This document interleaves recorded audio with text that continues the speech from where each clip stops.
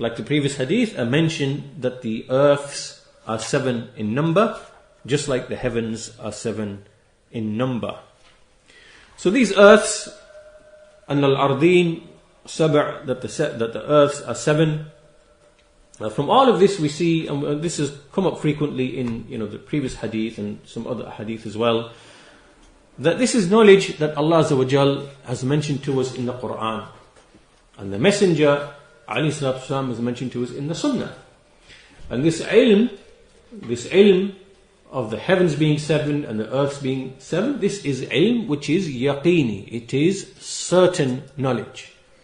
There is no shak in this knowledge. And when we see that which we see, the disbelievers and the atheists among them, this is the great and tremendous issue in our times. We see that before this time, in the centuries before, and in fact in the whole of history, as the scholars always mention, Ibn al-Qayyim, Ibn Taymiyyah, that no one in history ever denied a creator. Not even Fir'aun, and not even the greatest tyrants. They knew inwardly that there is a creator. Fir'aun, he was convinced that there is a Lord. He was just arrogant, purely arrogant. Nimrud, against whom Ibrahim al-Islam argued, and he confounded him in argument when he told him that Allah brings the sun from the east, then you bring it from the west. And he was confounded, he couldn't. And this, showed his incapability, and he does not possess rububiyyah, despite his claim that he can cause people to die and cause people to live. So he was confounded, he was arrogant. So these people, they actually knew the truth. They knew the truth. Inwardly, they knew Allah's rububiyyah.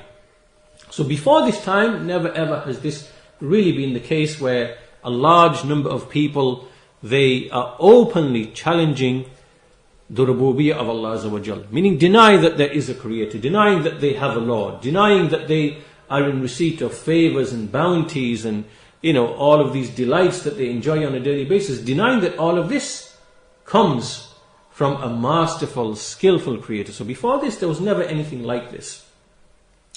And the reason why this has come about is that these people who are misguiding people into believing into this atheism and so on and so forth, we take lessons from the stories of the prophets of the past.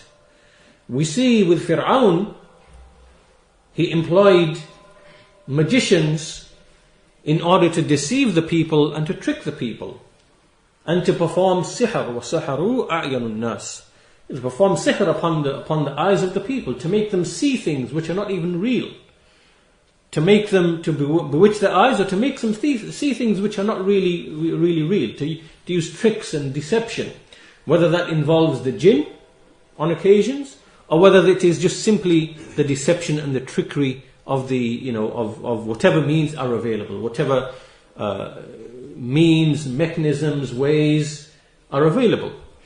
And in our time, the means and mechanisms that these people are using is technology. It is technology. They are using technology in order to pretend and to defraud the people and to make them believe that there are multiple multiple earths, not in this sense, what in the sense of what is in the Quran, but in the sense that there are other beings and there is other life and there are millions of suns and millions of planets, and someday we'll be able to go out there and reach there. And all of these ideas, they are not new ideas. These ideas, when you go back to the old mystery religions, the mushriks of old, you see amongst them they used to have the same ideas, that there are spirits inside the stars, there are other beings, and one day as we illuminate in knowledge, we increase in knowledge, we will one day be able to reach the stars. You will find these ideas amongst the mushriks of old, amongst those who were into astrology. And this was their shirk, this was the reasoning behind their shirk. And so all these people have done today, these people who are behind pushing this atheism, they are the same old mushrikun, the same old type of people upon the same religion. They say the same thing. It's identical. They are saying that there is alien life. Life is accidental. There are, on one day we'll be able to reach the stars. We shall become eternal. We'll know how to live forever, and we'll know how to create ourselves. Same ideas. So what they are doing is they are simply using technology as a means of deceiving the eyes of the people. That's all they're doing. So everything you see about space travel and going to the moon and going to the Mars and all this nonsense, all of this is kadhib.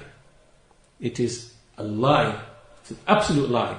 And our scholars, there many decades ago, Sheikh al-Tuwaijiri, I believe, he wrote a book on astronomy, and in there he refutes the claims that the Russians, sent like a satellite to the moon and things like that. And he has an elaborate refutation of all of this, and our scholars are correct in this. It has now become clear, evidently, and the evidence is clearly established, and they are making admissions that it is impossible to leave the earth. You cannot leave the earth. No man has been higher than about 50 to 60 kilometers. You cannot go any higher than that. It's impossible.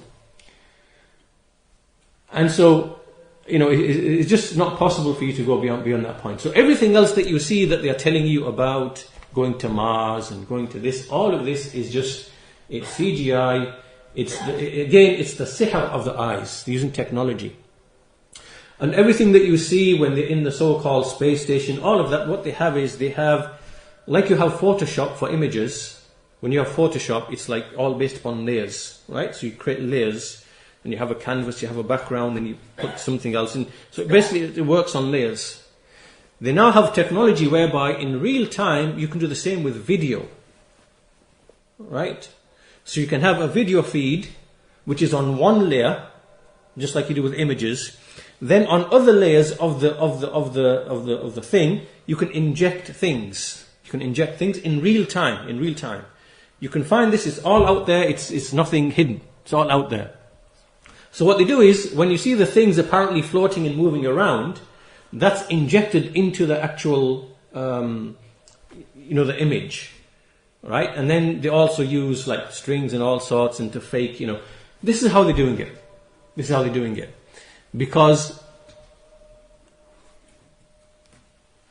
as we said, it is impossible for a person to go beyond a certain point, and rockets cannot work in a vacuum.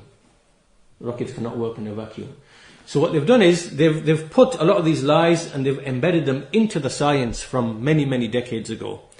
So all of this, we should have yaqeen in the speech of our Lord, in the speech of Allah Azza wa Jal, about the heavens, about the earth, and whatever else that we find. And we should not be deceived by these people, because what they are doing is the same as the magicians of Fir'aun. They're using technology to bamboozle people. They're using this, what they call fake reality. What they're doing is the so-called thing to do with the Mars mission. They're able to now create holograms. Right? You can go and find, you can see it online, where there'll be a man sitting here, he'll be wearing goggles, and there'll be another man in another building, and they'll have a screen, and on a screen they're projecting an image of a Mars landscape, and whatever that man is doing in the other building, it's being projected onto that landscape, and that man with the goggles can actually see it, and it's projected onto a screen. Right? And you cannot tell the difference. It's totally real. You can't tell the difference, but it's projected on a screen. So through this, you can make it appear that something is taking place when it's not. Right? So one man is in three places at the same time. There's a man in the building over there he's wide up and he's walking around. Then he's projected on the screen as well. And at the same time, he's allegedly in Mars. Right? So all of this simulation, the technology, is there where it would be indistinguishable from an actual recording of an actual event. It's indistinguishable. You cannot tell with the eyes. You can't tell. Right? So through this, they are deceiving people into believing their fairy tales and their fabrications and their conjectures to do with the creation, with what to us is the creation. This is their way of denying, arrogant denial. They know that they are misleading mankind. They know that. The people who know at the top, they know that they are misguiding mankind. They are misleading mankind. So, we mention this because these are issues which confuse a lot of Muslims because because of the certainty with which these ideas are presented in the media, in schools, in popular science reporting, and so on and so forth, and it challenges, it confuses a lot of Muslims, and they think, well, and so what happens is then that some Muslims try to reconcile between the two, because they think that this must be right. This must be right. Men are able to travel in space, and so you can go into low Earth orbit. You can't go beyond that, right? So this is why someone might say, well, how come people have gone to space and astronauts? That's true. You can go into low Earth orbit, which is probably 30, 40 kilometers, no more than that. And so you go above the Earth's atmosphere. You can see the darkness of the sky. You can see all that, and then you feel that you are in space. But you cannot go beyond that. No, you can't go anywhere higher than that. So yes, you can go into low Earth orbit, but you cannot go beyond that. So, and this is what our scholars say. They say that as for the claim that you will inhabit the moon and you will go here, all of this is kadhib, and it's not possible to leave the earth. And one of the evidences they use is the ayat in the Quran which say, "Minha khalaqnakum wa fiha nu'idukum wa minha nukhrijukum taratan ukhra." From it we created you, to it shall we return you, and from it shall we return you once more. No person can die upon other than the earth. Right? This is a proof against their so-called space travel and inhabiting other planets and so on and so forth. So all of these are fairy stories, they are not true. They are fairy stories, they are not true. So keep that in mind. So we have like the deceivers at the top, and then we have the average people who just believe what they are told, and they don't really reflect and think about what these people are doing or saying, and then they try to combine between. What was the reference of that? This ayah.